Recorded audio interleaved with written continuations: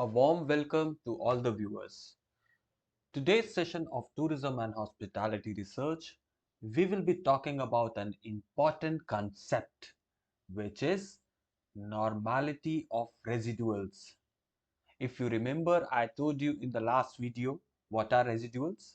Residuals are basically errors which we get by subtracting the predicted value from the observed data value. They are known as residuals.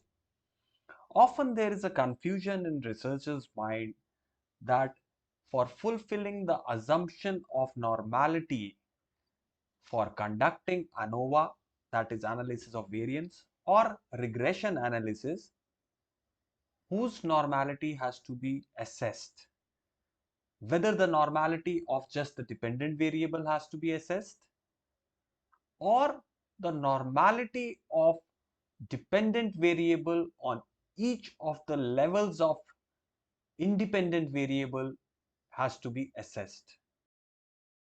The assumption of normality of residuals meant for doing ANOVA or regression analysis actually mentions that you have to assess the normality of theoretical residuals. But the question over here is, we don't know the theoretical residuals. We just have the observed residuals with us, which we can assess. But this is of course better than assessing the normality of raw dependent variable, especially when the sample size is small. But for large sample sizes, this assumption of normality of residuals might not hold strongly. So let us see how to conduct and assess the normality of residuals for ANOVA and regression analysis. So we are here on our data sheet. You see we have two categorical variables. One is gender. One stands for male, two stands for female. Diet type. One is vegetarian, two is non-vegetarian, three is vegetarian. So both of these are categorical variables. Then we have continuously measured variables: food quality, cultural authenticity, service quality, value for money, and behavioral intention. For the analysis of normality of the residuals in ANOVA, the first step is we will go to analyze general linear model. We'll click on univariate, and here we have to enter the dependent variable in this case. So behavioral intention is my dependent variable, and the fixed factor are the two categorical variables which I have. So I'll enter gender and diet type in the fixed factor. They are measured on a nominal scale, categorical in nature. Now I will go to save and save the unstandardized residuals. You see here, unstandardized residuals. Click continue and press OK. Now we'll go back to the data sheet and we have the residuals you see here. So these are the unstandardized residuals for my two-way ANOVA analysis, which was conducted using two independent variables. One is gender, other is diet type, both measured on categorical scale, and dependent variable is behavioral intention. So this is the residual for it. Now to assess the normality of these residuals, what I need to do? I'll go to analyze, descriptive statistics, explore, And here in the dependent list, I'll enter that residual value which I have got. I'll go to plots, uncheck stem and leaf, check on histogram, normality plots with test, press continue. I'll go to statistics. This is okay. Descriptives must be checked off and press continue. Now you see here, we got the descriptives for the residual of behavioral intention. That was the dependent variable. Skewness in this case is minus 0.291, which means it is negatively skewed. Kurtosis is 0.350. Now let me tell you one thing over here, that how to assess the normality by looking at skewness and kurtosis value. This statistics tells us the absolute value of skewness or absolute value of kurtosis. So when we refer to the normality plot, we say that a normal distribution has a skewness of 0 and kurtosis of 3. That means skewness should be close to 0 and kurtosis should be between +3 to -3.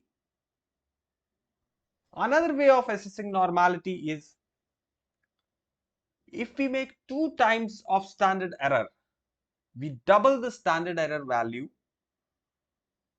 the skewness value has to be lesser than standard error double value. If it is lesser, then we say that our data is approximately normally distributed. Similarly for kurtosis, so in this case we see that we do have approximate normality by looking at both of these criteria. Here skewness is closer to 0, kurtosis is within -3 to +3, and even if we double up this standard error value, the skewness value will be lesser than that. If we double up this value, kurtosis value will be lesser than that. And here you see Kolmogorov-Smirnov statistic, which tells us the residual normality.